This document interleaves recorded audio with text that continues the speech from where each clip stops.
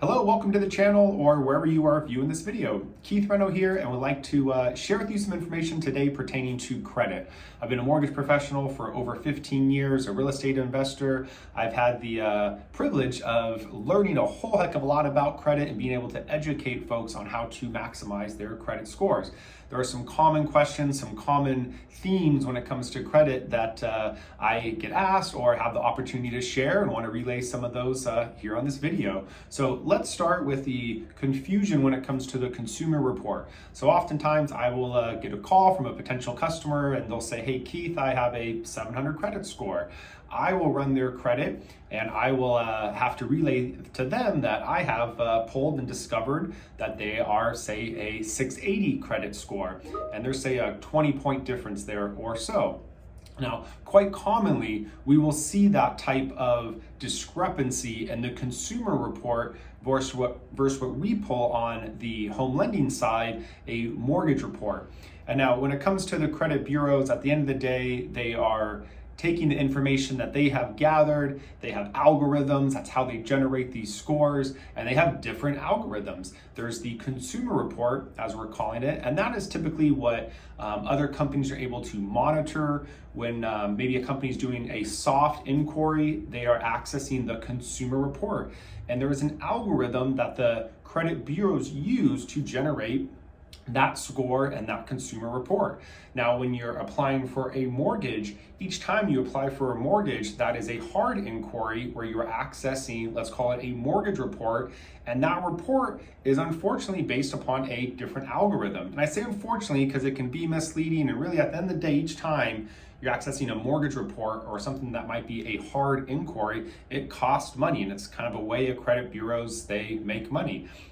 So they charge for this hard inquiry. That's the official inquiry, and that's what us, say, mortgage folks are going to base our decision off of. Our what we're willing to lend and how we're willing to lend to an individual is going to be based upon that algorithm. So now, these algorithms, they oftentimes trend in a similar direction. So if you are monitoring your score and you see, hey, overall my score's improved 20 points, great.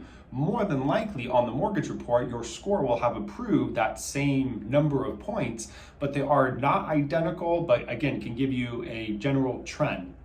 Now, regardless of the algorithms, whether you're monitoring, looking at more of a consumer report, or maybe you're applying for a mortgage and you're getting more of that, let's call it detailed report, I call it, say, that true and accurate credit report, what goes into the overall algorithm, what goes into that scoring model.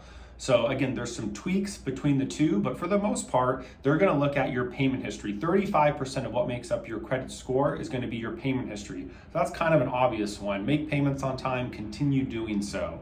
The second kind of biggest portion of the pie as far as what makes up your credit score is going to be your balance versus limit ratio on your revolving credit. It actually makes up 30%, almost equally as much as payment history. So a kind of pro tip here is I recommend you have 2 to 3 open and active revolving credit accounts. So when I say revolving credit, really credit cards.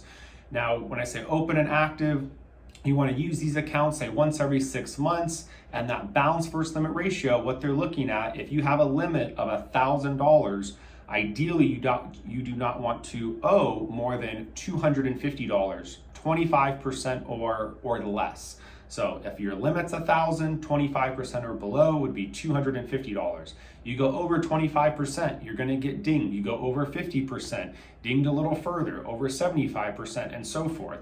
So you basically wanna show the credit bureaus that, hey, I have these accounts open and active, I could use them, I could get myself into debt, but I don't need that credit. I don't need that available credit. I'm doing fine. I don't need to use it. And then certainly any use, you're making payments on time, so you're certainly not abusing it. That's what's going to maximize scores. And then the rest of your credit kind of history and that overall algorithm has to do with the type of credit accounts that you have within your history, the length of history. So if someone that's, say, 18, new to credit, there's no way that they're going to have the opportunity to have the credit score that, say, someone that's 40 that has years of established credit and making payments on time and managing their credit, in a correct manner. So credit history, and then the other portion of that pie is inquiries. So you do want to try to prevent your credit from being ran unnecessarily, but say when it comes to applying for things like a home mortgage, it is a necessary component to discovering what you truly qualify for and what your options are, and certainly obtaining that financing. So hope you found some information here useful, insightful. Hopefully it wasn't too much. I know I covered a lot of ground here in just a couple of minutes. Reach out with any questions or talk to a local professional that you know, like, and trust. Take care.